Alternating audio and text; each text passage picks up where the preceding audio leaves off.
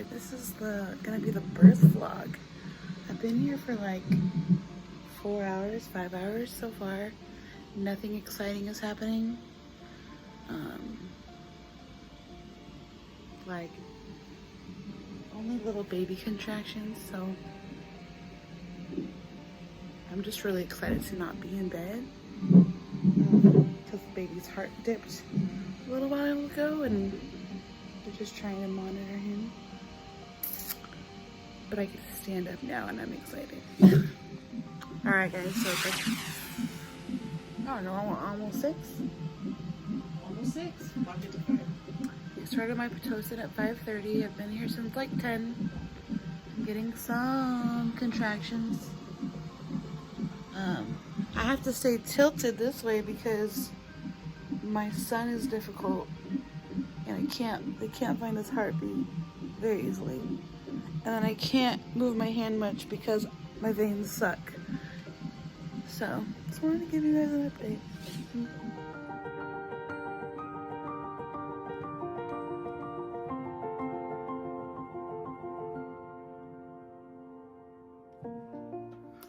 What's up guys? So welcome back to my channel.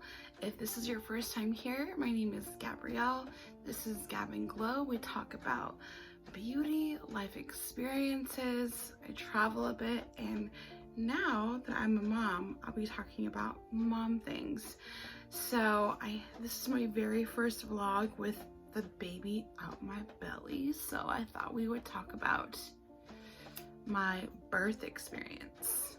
So let's just say I thought I didn't have a birth plan in my head. I was just like, oh, whatever gets us, you know, him or gets the baby here safe and keeps me safe, I'm cool with that. But yeah, things did not go as I would have liked them to. But that's life, right? So I can't remember if I had mentioned, but I did have to be induced. I was induced close to like 39 weeks because of my medical history of only having one kidney, and in my second trimester my blood pressure started to rise, and among other things I was high risk for preeclampsia. So all the doctors that I was seeing, they agreed that I should be induced before I developed it.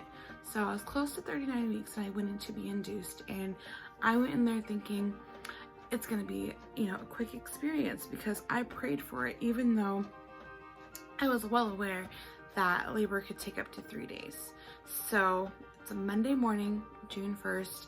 I go into the hospital. They start the induction process like around probably like noon or so. They give me a medication called Cytotec that's supposed to help with contractions, and immediately like the baby's heart rate dipped, and nurses are like stressing out, and I'm thinking, holy crap, am I gonna have to have an emergency C-section?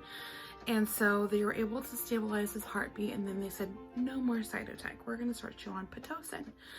So I started on Pitocin, and I'm not really like feeling contractions like at all, but I can see them like moving like on the screen.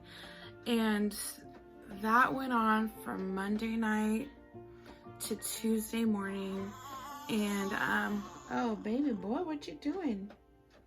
From Monday night to Tuesday morning, and the doctor's like, you've been on Pitocin now, gosh, since, you know, Monday afternoon to Tuesday morning, and my cervix is still closed. Like, I wanted to cry. Like, by the time the night progressed, like I was starting to feel the contractions.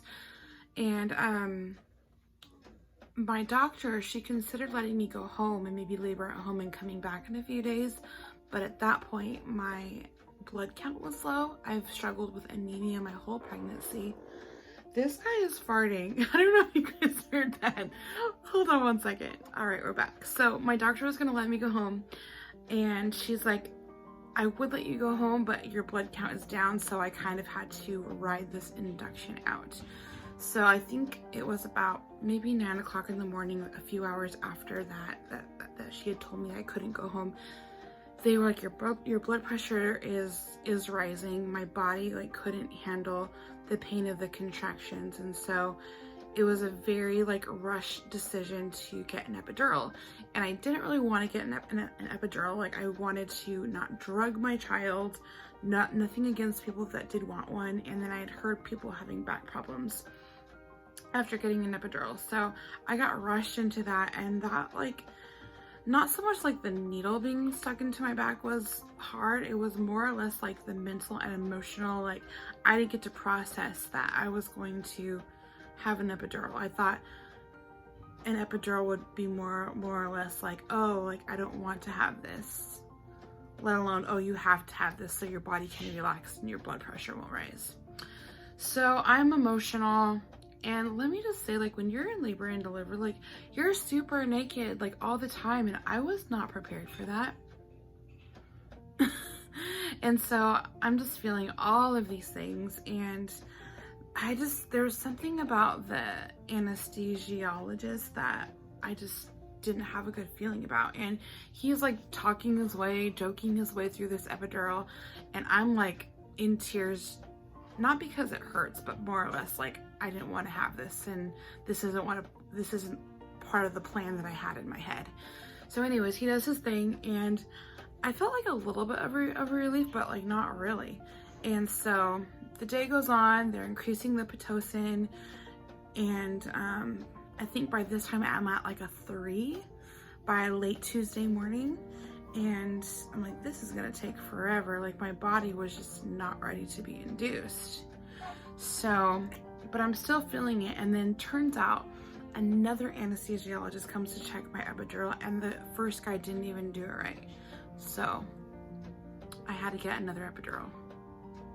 And that one worked for a while, but then they kept like having to tip my hips from like one side to the next to kind of get like the baby to move. So at one point, like, it was just gone out of one side, and I had back labor.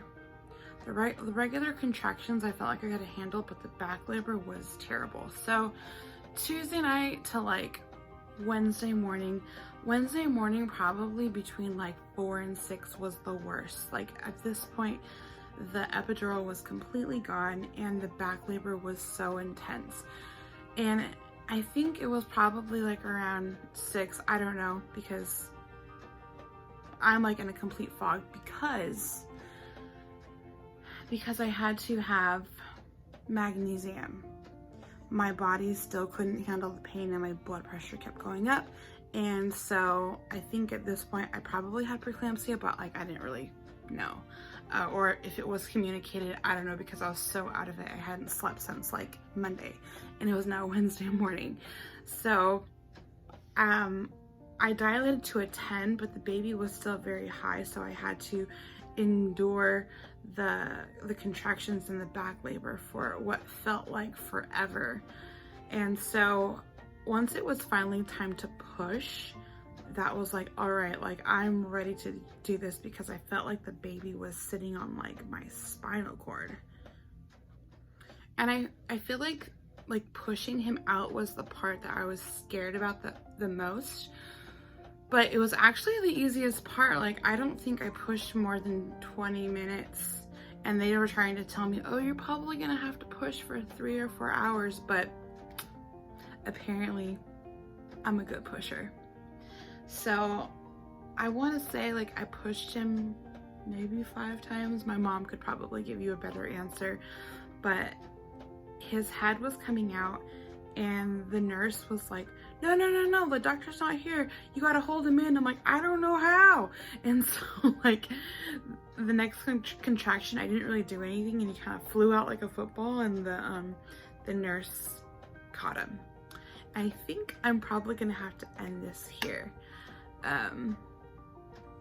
There's a whole second part to this, but you know me, I don't like to make my vlogs very long. But before I do go, I will introduce you to Mr. Stinky Pants. Hold on. So here he is, Mr. Stinks. Mr. Levi Josiah. Born in a global pandemic. Born the week that the country was protesting. Yeah. And in case you don't follow me on Instagram or Facebook, his name does mean joined in harmony. So I am just praying and believing that, you know, his life will be used to bring people together. Yeah. And also I love what the the Levites and the tribe of Levi represent in the Bible.